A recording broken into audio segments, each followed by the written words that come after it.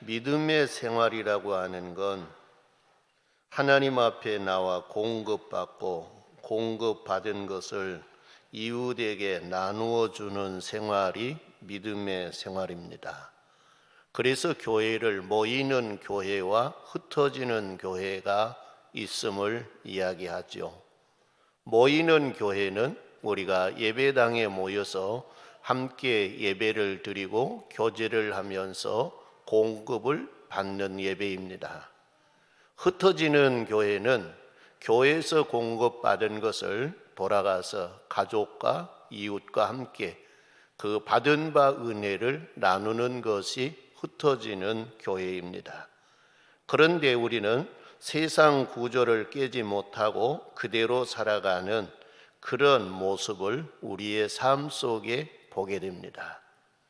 받는 것은 욕심이 있고 받으려고는 열정이 있는데 받은 걸 가서 나누어 주는 데는 별 관심이 없는 그런 모습들을 보게 됩니다. 내가 하나님께 사랑을 받았으면 그 사랑을 가지고 가서 가정을 사랑하고 이웃을 사랑해야 합니다. 내가 하나님께 은혜를 받았으면 그 받은 은혜를 이웃에게 가서 은혜를 베풀어야 되는 것입니다. 내가 하나님께 복을 받았으면 그 복을 이웃과 나눌 수 있는 그런 것이 하나님이 원하시는 것입니다.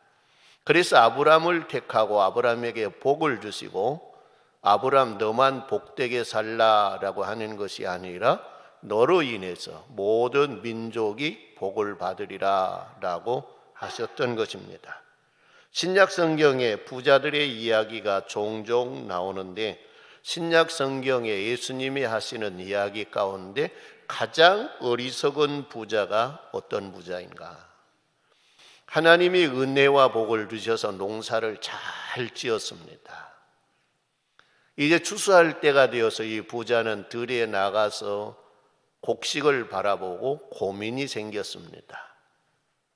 이렇게 곡식이 잘 돼 있는데 이것을 어떻게 해야 되는가 고민이 된 겁니다. 그리고 계산을 해봤습니다.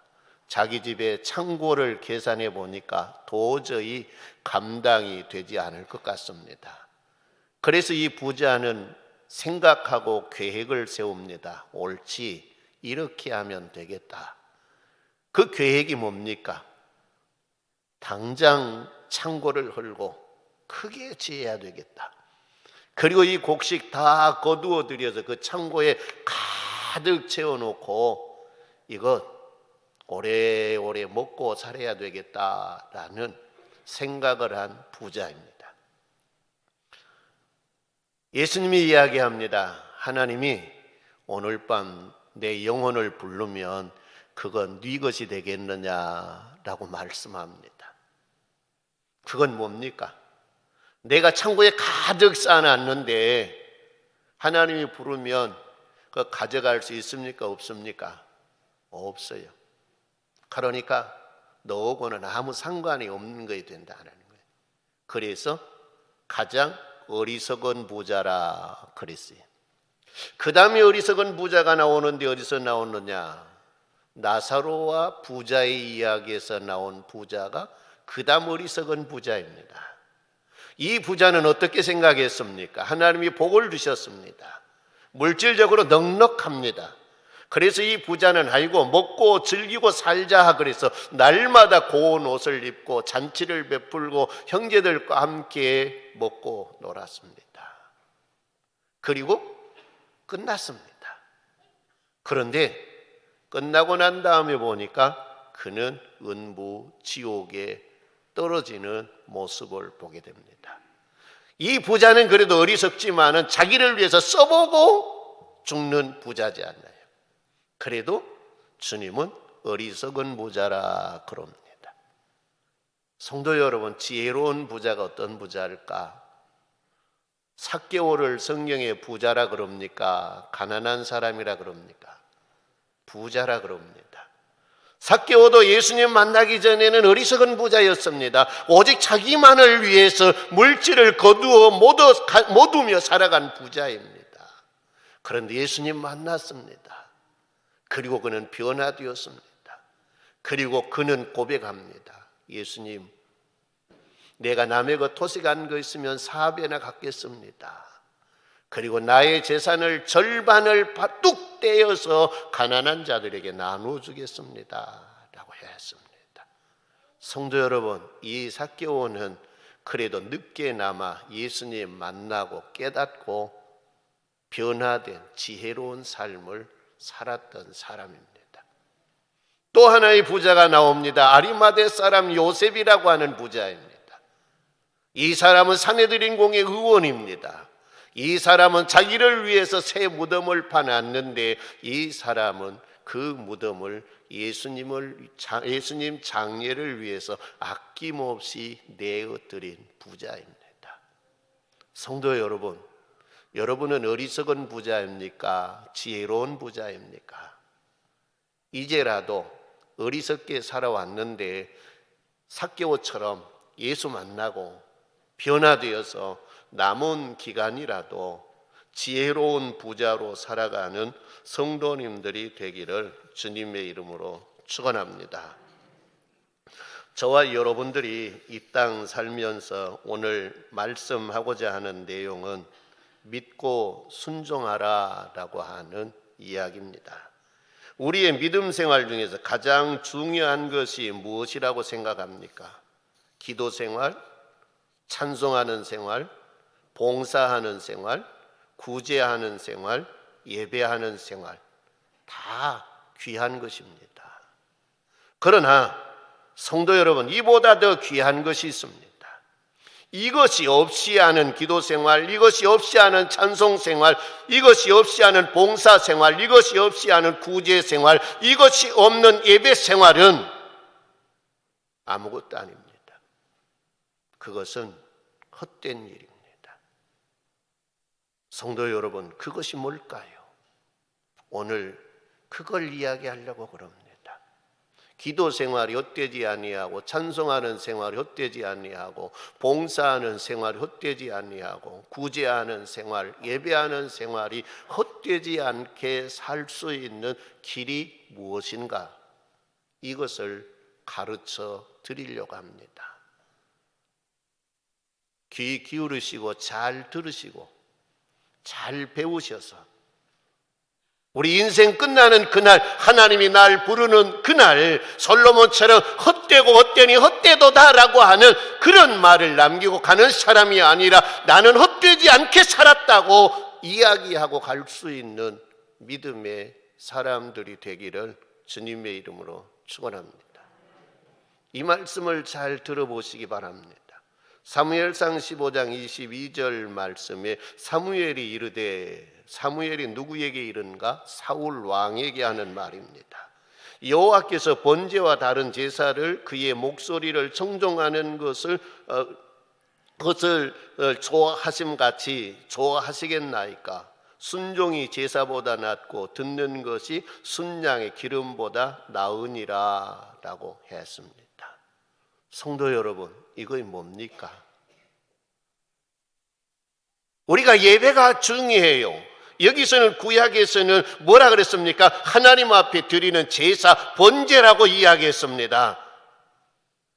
번제를 드린다 할지라도 하나님이 그것만 좋아하시겠느냐, 그것만 기뻐하시겠느냐, 이것보다도 더 귀한 것이 있는데 그것이 뭐냐? 순종이라는 것입니다. 제사보다 귀한 것이 순종이니라. 따라합니다. 순종이 없는 기도 생활은 헛것이요, 순종이 없는 찬송 생활은 헛것이다. 봉사 생활도 구제 생활도, 심지어는 저와 여러분이 드리는 예배 생활도 헛것이니라. 무엇이 없으면, 순종이 없으면 헛것이라는 것입니다. 그래서 우리에게는 순종이 중요합니다. 순종이 없는 생활은 뭐냐? 결실이 없는 생활입니다. 순종이라고 하는 건 성도 여러분, 결실을 얻는 그 생활이 순종의 생활이라는 것입니다. 순종하기 위해서는 잘 들어야 한다는 것입니다. 누구의 말을? 하나님의 말씀을. 잘 듣지 아니하면 순종을 하는 것 같은데 그것은 하나님이 원하는 순종이 아니라는 것입니다.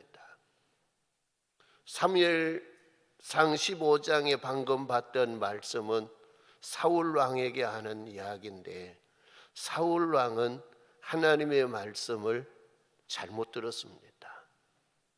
하나님의 말씀은 뭐냐? 아말렉을 하나님이 치시는데 사울 왕을 통해서 치셔요. 이들이 이스라엘 백성이 애굽에서 나와서 가나안 땅을 향해 가고 있을 때에 이들이 가진 보물이 욕심나서 아말렉 사람들은 무장하고 이스라엘을 와서 공격합니다. 하나님의 구속사를 가로막는 이들을 하나님은 대대로 원수로 삼으리라, 내가 너희를 씨를 말려 죽이고 없애리라라고 했습니다. 그래서 그 일을 사울 왕에게 맡긴 것입니다. 그래서 그들을 가축이나 사람이나 생명 있는 건 살리지 말고 다 죽이라고 했던 것입니다.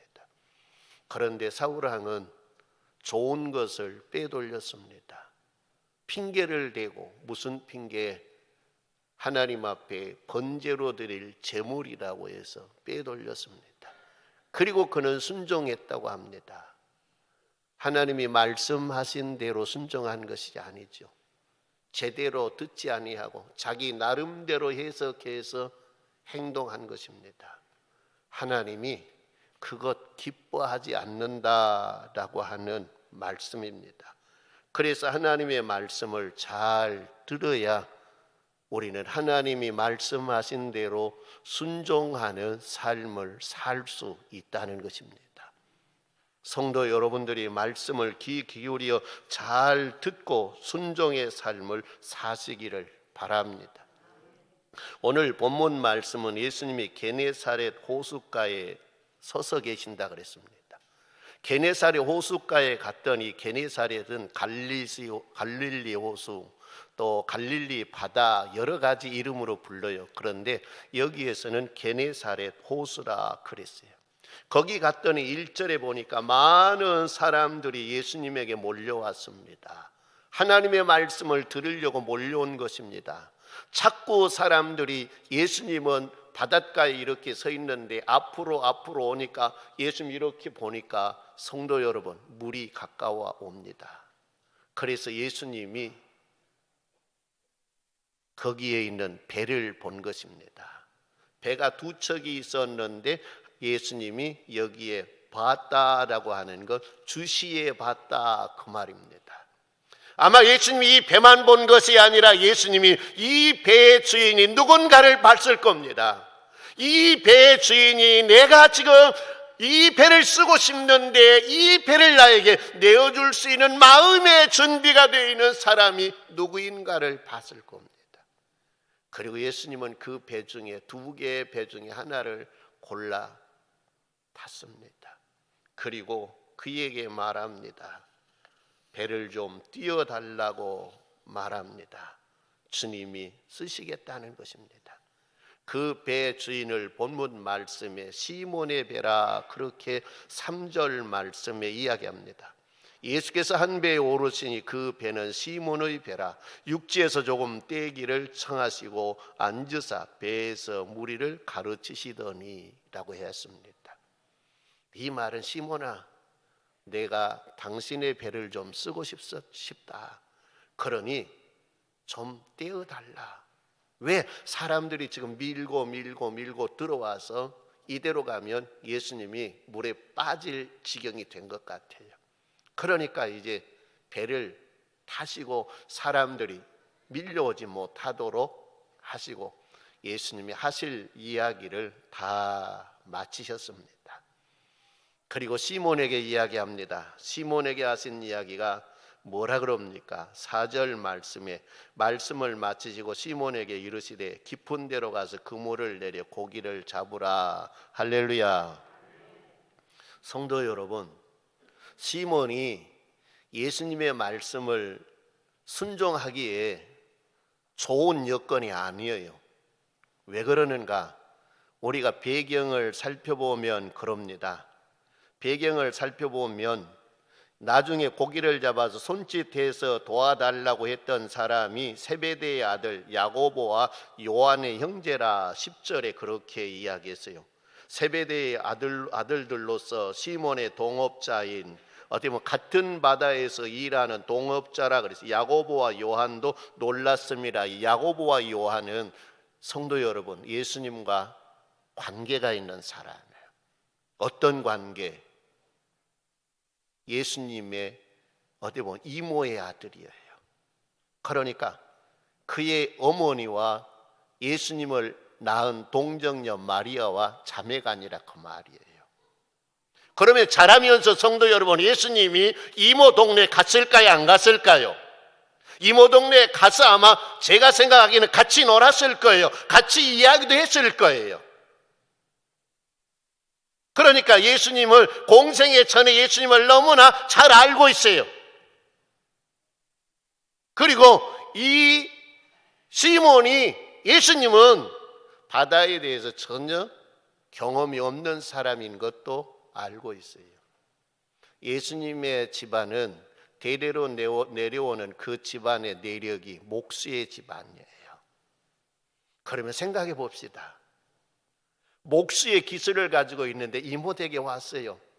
이모 집에 배가 있어요. 고장 났으면 성도 여러분, 손질해 줄까요? 안 해줄까요? 해줬을까요? 안 해줄 것 같아요? 해줬겠지요. 그러면 자기의 동업자인 야고보와 요한의 배를 손질해 주는데 그것을 보고 있는 시몬도, 성도 여러분, 손볼 것이 있으면 어이, 우리 배도 좀 손봐주게 했을 것 같아요. 그러니까 너무나 잘하는 관계예요. 그리고 고기 잡는데 경험이 없는 걸 예수님이 알고 있어요. 그분이 하시는 말씀이 깊은 데에 가서 그물을 내려 고기를 잡으라라고 말씀한 거예요.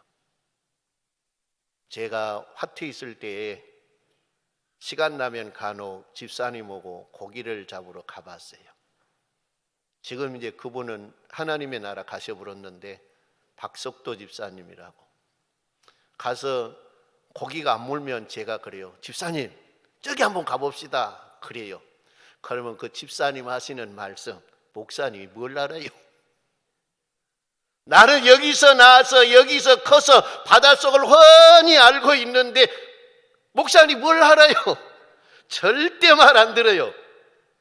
왜? 나를 알기 때문에.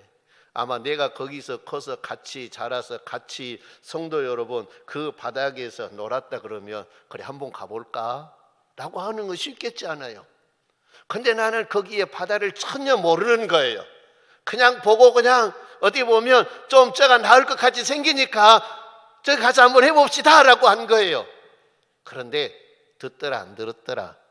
안 듣더라. 안 듣더라. 어떻게 보면 나는 예수님처럼 그렇게 고기를 잡게 할 수 있는 능력은 없어요. 그러니까 안 들었을란가? 그럴 수 있죠. 그러니까 예수님과 시몬의 사이도 그와 비슷해요.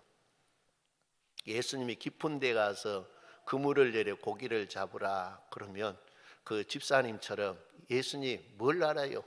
이 바닥은 내가 더 잘 알아요. 내가 다 손바닥 보듯이 내가 꿰고 있어요 라고 할 수 있는데 그렇게 하지 않았어요. 뭐라 그랬을까요? 어제 저녁 밤이 맞도록 고기를 잡았습니다. 그런데 잡은 게 하나도 없습니다. 이 말은요, 성도 여러분, 고기를 잡을 수 있는 시간에 가서, 고기가 잡히는 장소에 가서 어장을 밤이 맞도록 했는데 못 잡았습니다. 그런데 지금 예수님이 하시는 말씀은 고기 잡는 시간도 아니에요. 고기 잡은 물때도 아니에요. 깊은 데서 가서 고기를 잡으라고 하는 것, 평소에 거기는 뭐냐? 고기를 잡는 장소가 아니에요. 그러니까 더욱더 성도 여러분 그 말을, 예수님 말에 순종하기 힘들겠지 않아요? 그런데 내가 내 경험 다 내려놓겠습니다. 그리고 예수님 시킨 대로 하죠. 이 말은 내가 순종하겠습니다. 그 말이에요. 우리가 예수 믿기 전에 세상에서 살아왔던 경험이나 세상에서 성도 여러분 쌓았던 모든 지식을 내려놓지 아니하면 주님의 말씀에 순종할 수 있다 없다? 없다. 순종할 수 없다. 그걸 우리들에게 가르쳐 주는 거예요. 저는 이 말씀을 이렇게 생각해요. 시몬이 배를 떼어달라 그럴 때 대가 받을 생각하고 띄워줬을까요? 대가 생각 없이 띄워줬을까요? 대가 생각 없이 띄워주는 거예요. 예수님은 시몬의 배를 썼어요. 예수님 공짜 좋아할까요? 공짜 좋아 안 할까요? 공짜 좋아 안 해요. 그러나 처음부터 예수님에게 무언가 대가를 받으려고 했으면 흥정했을 거예요. 나 얼마 줄래요? 왜? 우리 사람 사는 데가 그렇지 않아요. 그런데 이 시몬은 그런 마음이 전혀 없었어요. 그냥 예수님이 떼어달라 그러니까 그냥 떼어주는 거예요. 이것이 은혜 받고 복 받을 수 있는 기회예요. 성도 여러분들도 주님의 나라를 위해서 무언가 성도 여러분이 가지고 있는 것 사용하고 싶다 그러면 아무 대가 생각하지 말고 대가 받으려고 하지 말고 주님의 나라를 위해서 사용된 것만 감사하고 여러분들도 섬기고 봉사하는 은혜가 있기를 바랍니다. 예수님은 이 시몬에게 어떻게 보면 대가를 주고 싶은 거야. 무언가 해주고 싶은 거야. 그래서 해주고 싶어서 예수님은 뭐요? 깊은 데 가서 그물을 내려 고기를 잡으라라고 한 거예요. 근데 생각해 봅시다. 시몬이 아니 예수 선생 뭘 한다고 그래요? 말도 안 되는 소리 하지 마. 나 안 받아도 괜찮아. 그리고 거절했으면 성도 여러분, 시몬이 복을 받았을까요? 못 받았을까요? 받았어요. 못 받았어요. 이것이 성도 여러분, 순종이 그렇게 중요한 거예요. 오늘 저와 여러분들이 세상 모든 일 다 내려놓고 주의 전에 나왔습니다. 예배를 드립니다. 여러분 마음속에 무언가 성도 여러분 대가를 바라고 왔으면 주님은 그거 기뻐하지 않습니다. 예배는 뭐요?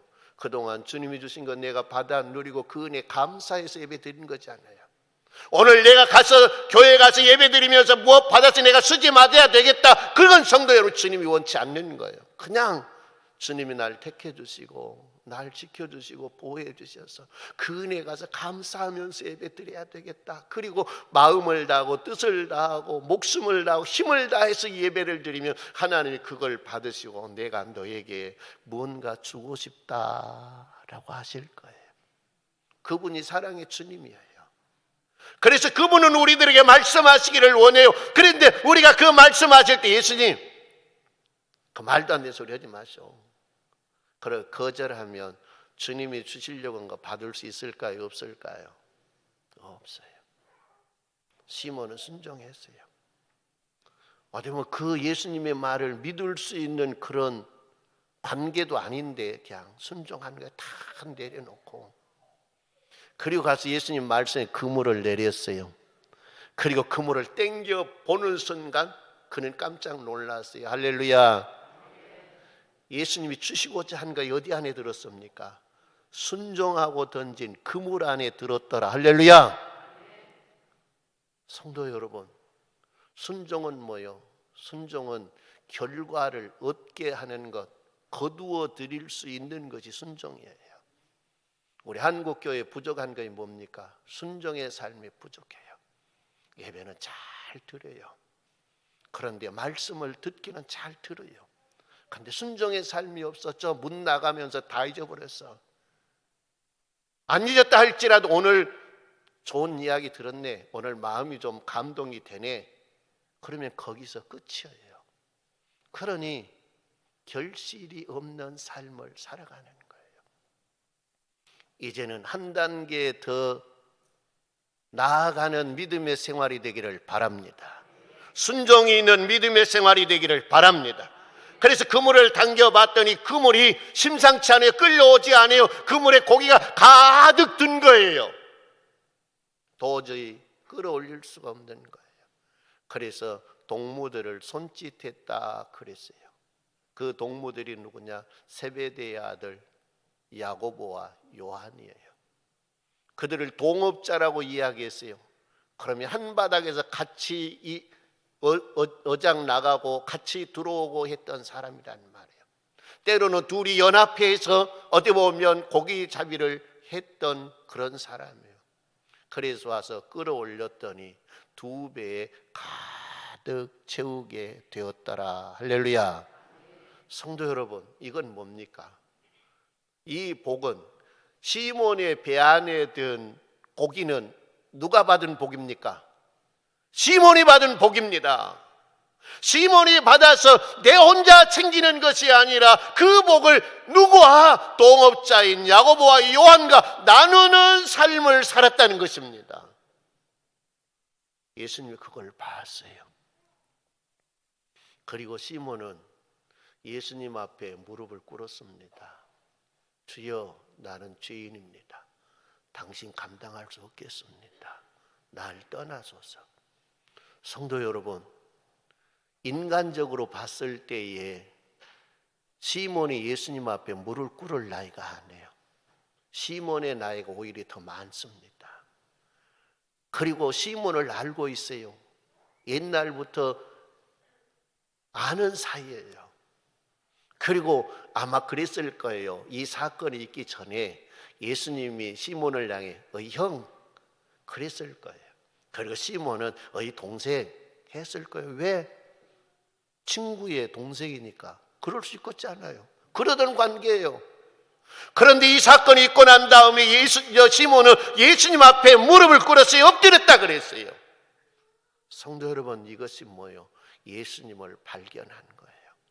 옛날 내가 알고 있던 예수가 아니구나. 이분은 하나님의 아들이요, 이분은 메시아구나. 할렐루야. 그걸 예수님은 봤어요. 그리고 시몬이 나는 죄인입니다, 날 떠나십시오 라고 할 때 예수님은 그래 내가 너 떠날게, 그것이 아니라 예수님은 뭐라 그럽니까? 무서워하지 말라, 이제후로는 내가 사람을 취하리라. 할렐루야. 너는 내 제자가 되리라. 그런데 내 제자 중에서도 너는 수제자가 되리라. 할렐루야. 성도 여러분, 이것이 순종하는 자에게 주시는 축복이에요. 오늘 저와 여러분들도 순종의 삶을 사시기를 바랍니다. 그리고 시몬이 받은 복을 받을 수 있기를 바랍니다. 시몬처럼 여러분들이 주의 나라를 위해 사용될 수 있는 하나님의 귀한 사람들이 되기를 주님의 이름으로 축원합니다.